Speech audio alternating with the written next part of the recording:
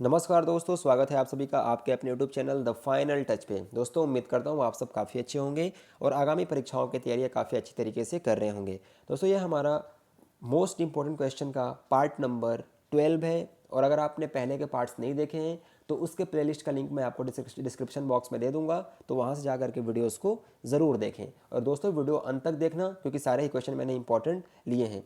दोस्तों अगर आपकी मैथ्स कमज़ोर है या फिर मैथ्स आपको डर लगता है तो इस वीडियो को एक बार देखना ज़रूर, क्योंकि आपको जो मेथड मैं बताने वाला हूँ शायद आपको नहीं आता होगा, ठीक है, या तभी आपको मैथ्स से डर लगता है, क्योंकि मैथ्स इतना अच्छा सब्जेक्ट है। अगर आप एक बार इसमें अंदर तक घुसेंगे तो आपको काफ़ी मज़ा आने लगेगा, ठीक है। तो दोस्तों वीडियो को अंत तक देखना, ठीक है। चलिए स्टार्ट करते हैं। दोस्तों अगर आपको इस वीडियो के पीडीएफ चाहिए तो आप हमारा टेलीग्राम ग्रुप जो है @द फाइनल टच, ठीक है, इसको टाइप करके आप ज्वाइन जरूर कर लीजिएगा। वहाँ पे आपको इंपॉर्टेंट पीडीएफ्स भी प्रोवाइड करा दी जाती हैं, ठीक है। चलिए बढ़ते हैं अपने क्वेश्चन की तरफ।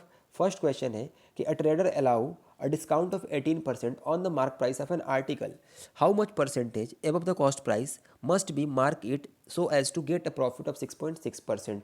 यानी कि एक दुकानदार है जो 18% का डिस्काउंट देता है।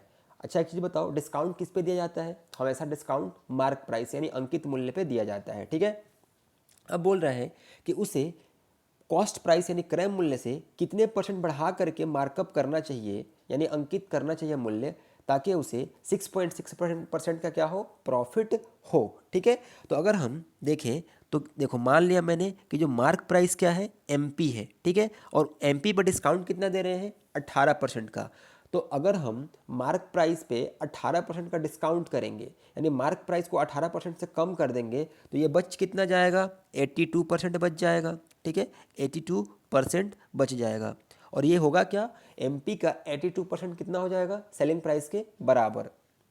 यहाँ बराबर लिख के सेलिंग प्राइस, ठीक है। आगे कुछ और करूँगा मैं, आपको दिखाता हूँ। अब क्या बोला है कि उसे कॉस्ट प्राइस से कितना ऊपर मार्कअप करना चाहिए ताकि उसे 6.6% का प्रॉफिट हो, ठीक है। तो मैंने मान लिया कि उसका कॉस्ट प्राइस क्या है, सीपी है, और सीपी पे उसे कितना मार्कअप करना चाहिए कि उसे 6.6% का क्या हो, प्रॉफिट हो। प्रॉफिट कितना हो, 6.6% का, यानी कि सीपी का कितना, 106.6%।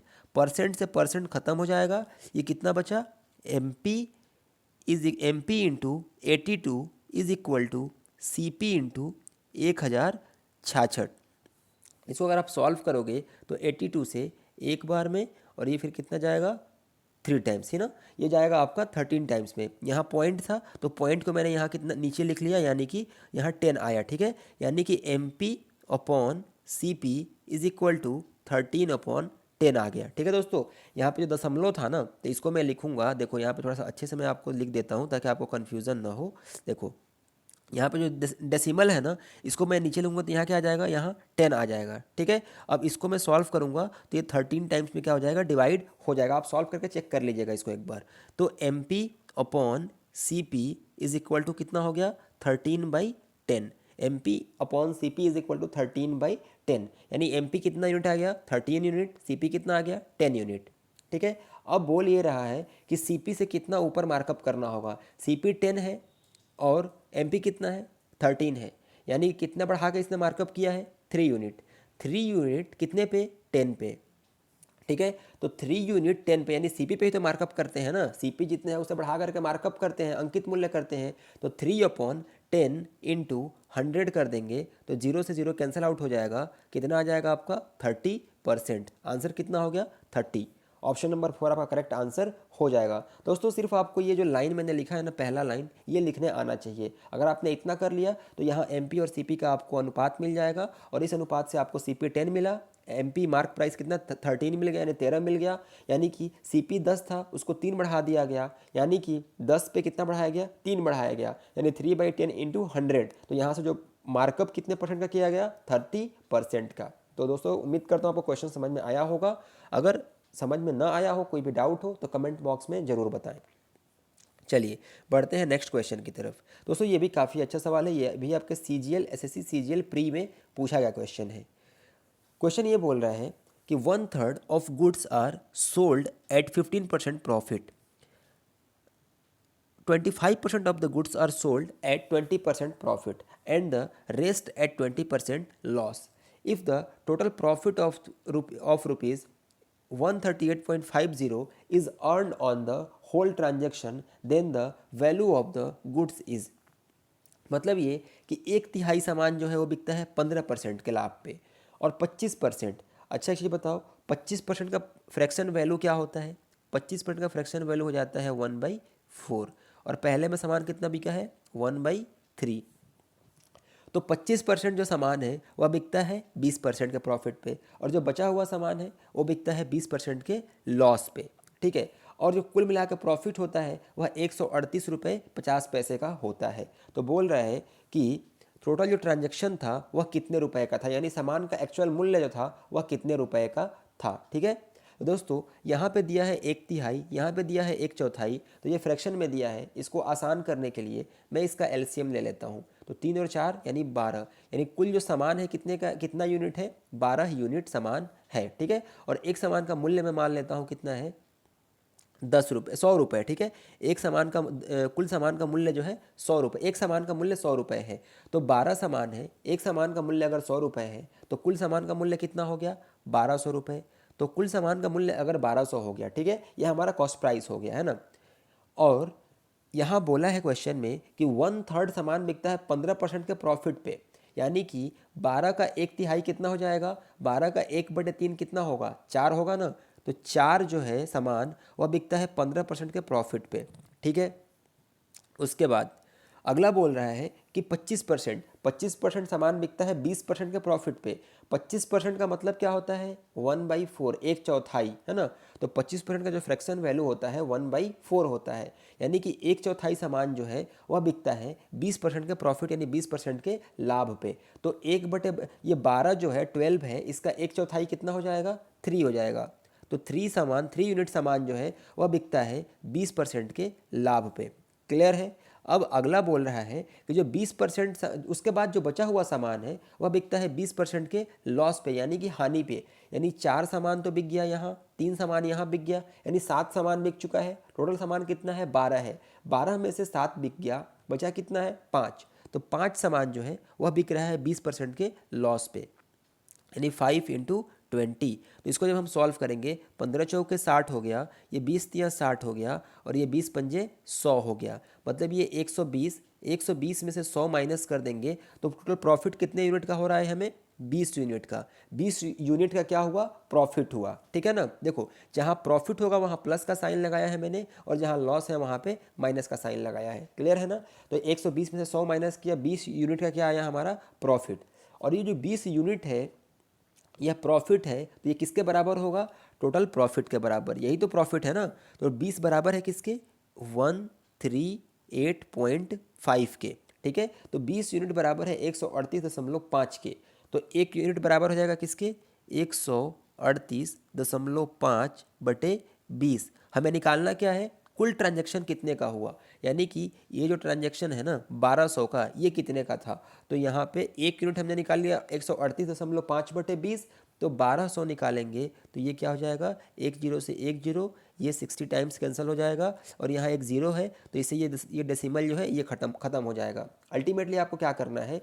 1385 × 6। ठीक है, 1385 × 6 दोस्तों आपको समझ में ना आया होगा तो एक बार वीडियो को पीछे करके जो मैंने समझाया उसको देख लीजिएगा, क्योंकि वहाँ जगह नहीं था इसलिए मैंने उसको हटा दिया। अब इसको आप सॉल्व करेंगे अगर तो आएगा 6 पंचे 30, 6 अट्ठे 48 और 3 51 का 1 हासिल 5, 6 3 18 और 5 23 का 3 हासिल 2 हो जाएगा और 6 कम 6 और 2 8, यानी कुल ट्रांजैक्शन कितने का हो गया?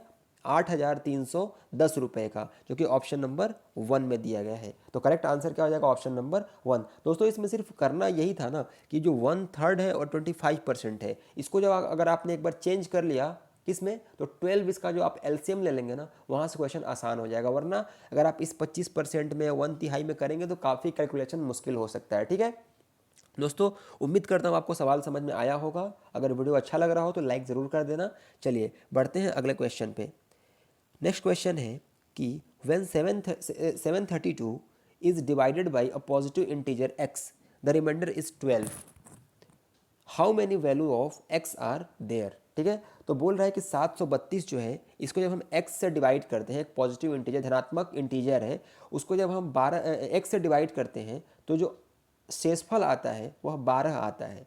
तो x के कितने मान जो है संभव है, ठीक है। तो 732 है, 732 सबसे पहले हम 12 से माइनस कर लेंगे, ठीक है। यानी हम वो मान निकालेंगे इसका जो क्या है 7 से जो मतलब जिसमें क्या होता है कि रिमाइंडर कुछ भी नहीं आता है, ठीक है। यानी कि 12 अगर माइनस कर देंगे तो ऐसे नंबर आ जाएगा जो जो x जो होंगे ना उन सबसे क्या होगा पूरा पूरा डिविजिबल होगा, पूरा पूरा भाग चला जाएगा। तो 2 से 2 जाएगा 0, 3 में से 1 गया 2 और ये क्या हो जाएगा 7, 720 आ गया। यानी जो x है ना उससे 720 क्या हो जाएगा कंप्लीटली डिविजिबल हो जाएगा। अब हम क्या करेंगे 7 के जो जितने भी फैक्टर बनते हैं वो पूरे फैक्टर निकालेंगे। तो 720 के फैक्टर निकालेंगे, कैसे आएगा, तो 720 मतलब क्या हो जाएगा, देखो 5 इंटू 2 10 हो गया, इंटू 9 इंटू 8, 9 8 72 और 10, 72 इंटू 10 कितना हो जाएगा 720 हो जाएगा। अब यहाँ पे नंबर ऑफ फैक्टर्स निकालने हैं इसको, सबसे पहले इसके प्राइम फैक्टर हम निकालेंगे, ठीक है। प्राइम फैक्टर निकालेंगे तो 5 का पावर 1 इंटू 2 यहाँ पे है और यहाँ 8 को हम 2 के घात 3 लिख सकते हैं। 2 टू द पावर 3 क्या होता है 8 के बराबर होता है। तो 2 का पावर 3 और 2 का पावर 1 यानी 2 का पावर 4 इंटू 3 का स्क्वायर। अब नंबर ऑफ फैक्टर कुल मिलाया कितने हो जाएंगे, तो यहाँ 2 है यानी 2 में 1 बढ़ा कर लिखेंगे 3 इंटू यहाँ 4 है तो इसका फैक्टर कितने हो जाएंगे 4 इंटू 4 प्लस 1 यानी कि 5। जितने भी पावर होते हैं ना उसको 1 बढ़ा करके लिख देते हैं, ठीक है। 1 बढ़ा करके लिख के उसके बाद सबका गुणा कर देते हैं।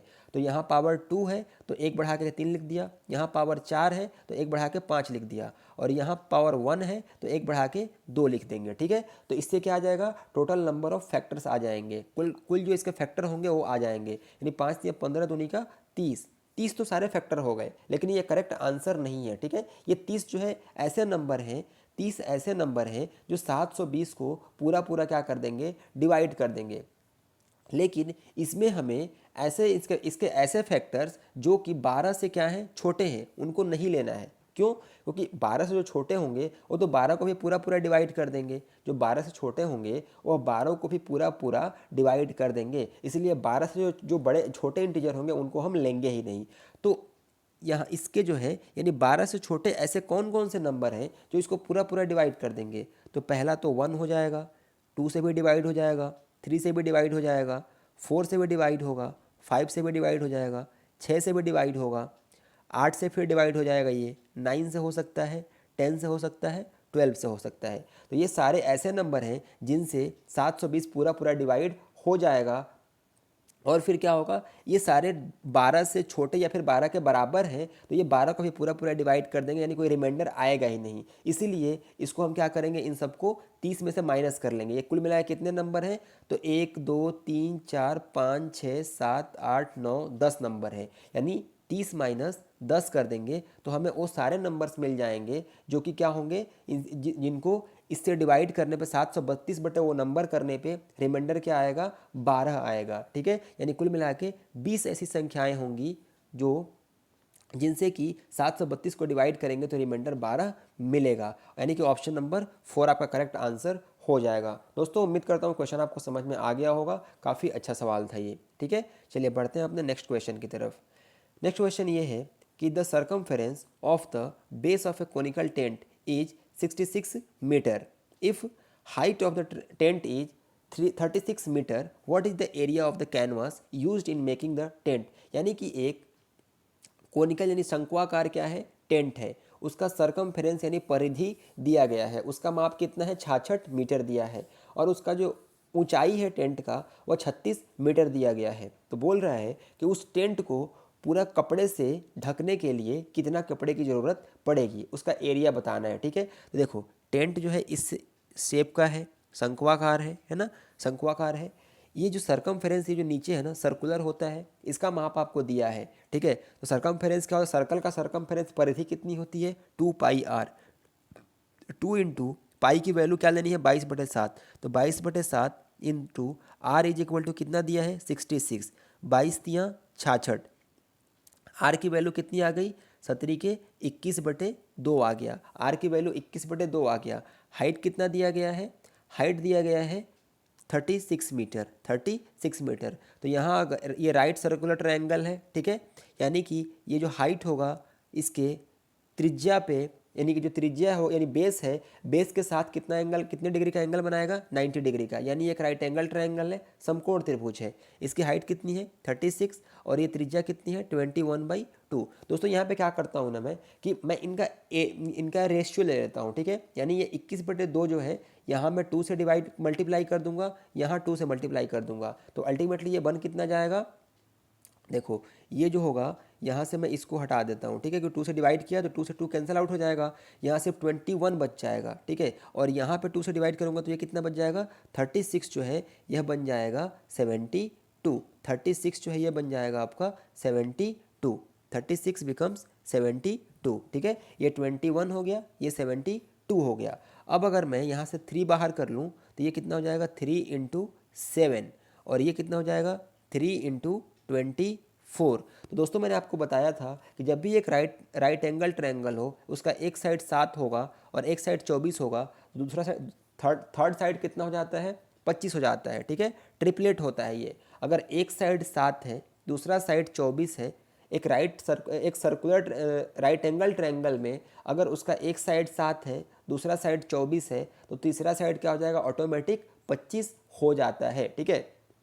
आप इसको सॉल्व करके भी निकाल सकते हैं, लेकिन आपका टाइम बचाने के लिए मैं ये चीज़ बता रहा हूँ आपको, ठीक है। तो अगर एक साइड 7 है दूसरा 24 है तो तीसरा 25 हो जाएगा। और सब में क्या है 3 का गुणा है, यहाँ भी 3 का गुणा है तो यहाँ भी 3 से गुणा कर देंगे, ठीक है। क्लियर है यहाँ तक। तो ये कितना हो जाएगा 75 हो जाएगा। तो दोस्तों इसके पहले मैंने काम क्या किया था कि इसको 2 से डिवाइड किया, मल्टीप्लाई किया था। तो अभी हम इसको भी 2 से डिवाइड कर देंगे, इसको भी 2 से डिवाइड कर देंगे और इसको भी 2 से डिवाइड कर देंगे। अब हमारा एक्चुअल नंबर आ चुका है, यानी कि रेडियस 21/2 आ गया। इसका जो ये वाला लेंथ जो है स्लांट हाइट जो है वह आ गया आपका 75/2 आ गया। और इसका जो हाइट है वह कितना आ गया 72/2 आ गया, ठीक है, यानी कि 36 आ गया, ठीक है। अब मैं इसको थोड़ा सा रब कर देता हूँ, आपको अच्छे से समझ में आएगा।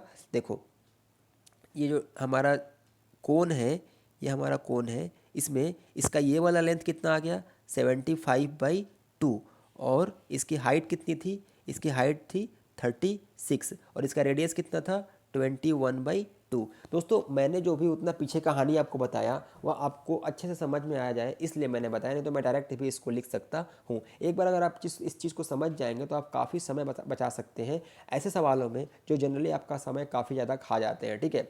तो अब इस पर हमें टेंट निकालना है, टेंट कितना लगेगा, यानी कि इसका कर्व सरफेस एरिया निकालना है। यानी कि ये जो टेंट है इसका कर्व सरफेस एरिया, तो जो कोण होता है यानी शंकु होता है इसका कर्व सरफेस एरिया क्या होता है pi into R into L. यानी रेडियस कितना है 21/2 और ये जो लेंथ है स्लांट हाइट है वो कितना है 75/2, ठीक है, 75/2 है। क्लियर है दोस्तों। अब हम क्या करेंगे कि इसको सॉल्व करेंगे, ठीक है। तो पाई की वैल्यू कितनी है 22/7, इसको मैं यहाँ हटा करके डायरेक्ट यहाँ लिख देता हूँ 22/7। 7 तरीके 21 हो जाएगा और ये 2 से 11 टाइम्स में कट जाएगा तो ये कितना बचा 3/2। 3/2 का मतलब क्या होता है 1.5 आपको पता है, तो 1.5 × 75 × 11, 15 से 75 का गुणा करो, 15 × 5 = 75 हासिल 7 और 15 × 7 = 105 और 7 कितना हो जाएगा 112 और दशमलव कितने स्थान पे एक स्थान पे, तो यहाँ पे दशमलव लग गया इंटू 11 आ गया। अब दोस्तों जब भी किसी संख्या में 11 से गुणा करते हैं तो उसका एक तरीका होता है, मैं आपको सिखाता हूँ, वो भी ये एक ट्रिक है। सबसे पहले इसको आप लिख दोगे तो यहाँ 5 लिख दिया, उसके बाद इस संख्या को इसमें जोड़ दोगे यानी 5 × 2 = 7 हो गया, ठीक है, यहाँ 7 आ गया। फिर इस 2 को इसमें 1 में जोड़ दोगे तो 3 आ गया, फिर इस 1 को इसमें जोड़ दोगे तो यहाँ 2 आ गया और फिर यहाँ पे 1 लिख दो, ठीक है। दशमलव कितने स्थान पे है एक स्थान पे है तो यहाँ पे दशमलव लगा दिया, यानी कि 1237.5 ये आपका करेक्ट आंसर होगा, जो कि ऑप्शन नंबर 1 में दिया गया है। दोस्तों काफ़ी अच्छा सवाल था, काफ़ी कॉन्सेप्चुअल क्वेश्चन था, देखें कैसे आसानी से हो गया। बस आपको ये जल्दी से निकाल लेना है और उसका मैंने आपको ट्रिक बता दिया है किस तरीके से आप आसानी से उसको निकाल सकते हैं और ऐसे ही सवाल एग्ज़ाम में अक्सर पूछे जाते हैं। चलिए उम्मीद करता हूँ आपको समझ में आया होगा। बढ़ते हैं हम अपने अगले क्वेश्चन की तरफ। दोस्तों हमारा ये वाला क्वेश्चन बोल रहा है कि triangle A B is equal to A C. A circle drawn through B touches AC at D and intersect AB at P. If D is the midpoint of AC and AP is equal to 2.5 centimetre then AB is equal to, मतलब ये कि एक triangle दिया गया है आपका ABC और B से होता हुआ एक सर्कल बनाया गया है जो कि B से होता हुआ एक सर्कल बनाया गया है जो A को टच करते हुए पॉइंट B पे मिलता है और AC को टच करते हुए पॉइंट एक AB को जो होता है कट करता है, ठीक है। AC को टच करता है और AB को कट करता है। AC को टच कहाँ पे करता है तो पॉइंट D पे, और AB को कट कहाँ करता है पॉइंट P पे। क्लियर है। और जो पॉइंट डी है वह एसी का क्या है, मिड पॉइंट है। पॉइंट डी जो है एसी का मिड पॉइंट है, यानी कि मध्य बिंदु है। मतलब क्या कि अगर ये नीचे एक्स है तो ये भी क्या होगा, एक्स है। यानी टोटल एसी का लेंथ कितना है, 2x है, ठीक है। एसी का कुल मिलाकर लेंथ कितना है, 2x है। और एपी की वैल्यू दी गई है आपको, एपी इज इक्वल टू कितना है, एपी इज इक्वल टू 2.5 दिया गया है, ठीक है दोस्तों। ये क्लियर है, क्वेश्चन समझ में आ गया आपको।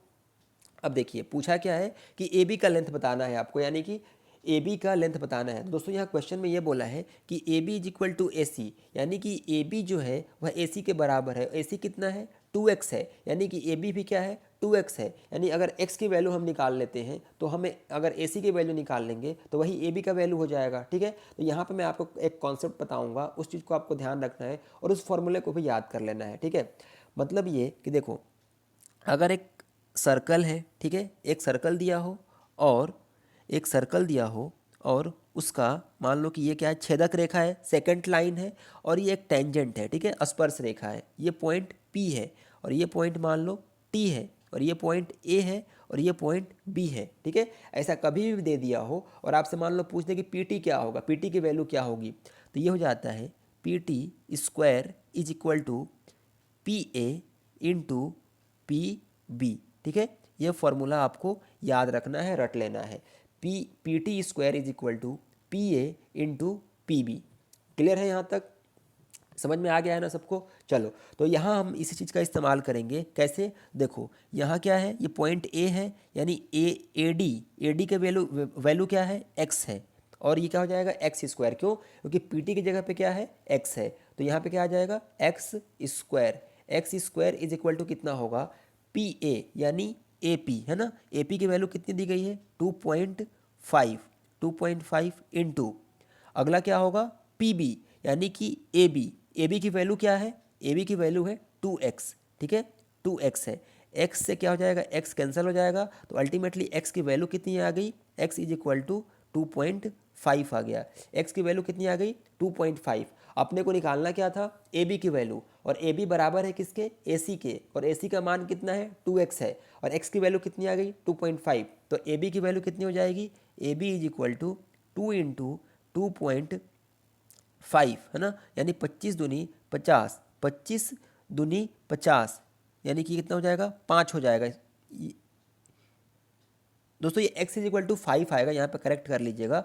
x इज इक्वल टू यहाँ 25 दूनी का 50, यानी यहीं पे 5 आ जाएगा। यहाँ x की जो वैल्यू आएगी 5 आ जाएगी, ठीक है। अब x की वैल्यू 5 आ गई, मतलब AC की वैल्यू कितनी आ जाएगी, AC is equal to AB की वैल्यू आ जाएगी 2 इंटू 5, मतलब क्या, 10। तो करेक्ट आंसर आपका क्या हो जाएगा, 10, जो कि ऑप्शन नंबर 2 में दिया गया है। दोस्तों यहाँ पे थोड़ा सा मिस्टेक हो गया था, उसको आप सही कर लीजिएगा, है ना। यानी X square is equal to X से एक्स कैंसिल आउट हो जाएगा, X is equal to 2.5 into 2, यानी कि एक्स इज इक्वल टू 5, और जब एक्स की वैल्यू 5 आ गई तो ए बी की वैल्यू 2 इंटू 5 कर देंगे तो 10 आ जाएगा, और यही आपका सही आंसर होगा, जो कि ऑप्शन नंबर 2 में दिया गया है। दोस्तों उम्मीद करता हूँ क्वेश्चन आपको समझ में आया होगा। ये भी काफ़ी अच्छा सवाल था दोस्तों। मैं काफ़ी अच्छे लेवल का क्वेश्चन ले रहा हूँ, जिससे कि आपके आगामी जो सीपीओ का एग्जाम होने वाला है ना, उसमें आपको काफ़ी हेल्प मिल सके, क्योंकि सीपीओ के एग्जाम में काफ़ी अच्छे लेवल के क्वेश्चन आपसे पूछे जाएंगे, ठीक है दोस्तों। उम्मीद करता हूँ वीडियो आपको पसंद आया होगा। अगर वीडियो पसंद आया होगा तो आया है तो लाइक ज़रूर कर दीजिएगा, और चैनल पर नए हो तो सब्सक्राइब भी कर ही देना, और दोस्तों के साथ शेयर ज़रूर करना, बिकॉज शेयरिंग इज़ केयरिंग। तो मिलेंगे अगले वीडियो में, तब तक पढ़ते रहें, आगे बढ़ते रहें। जय हिंद।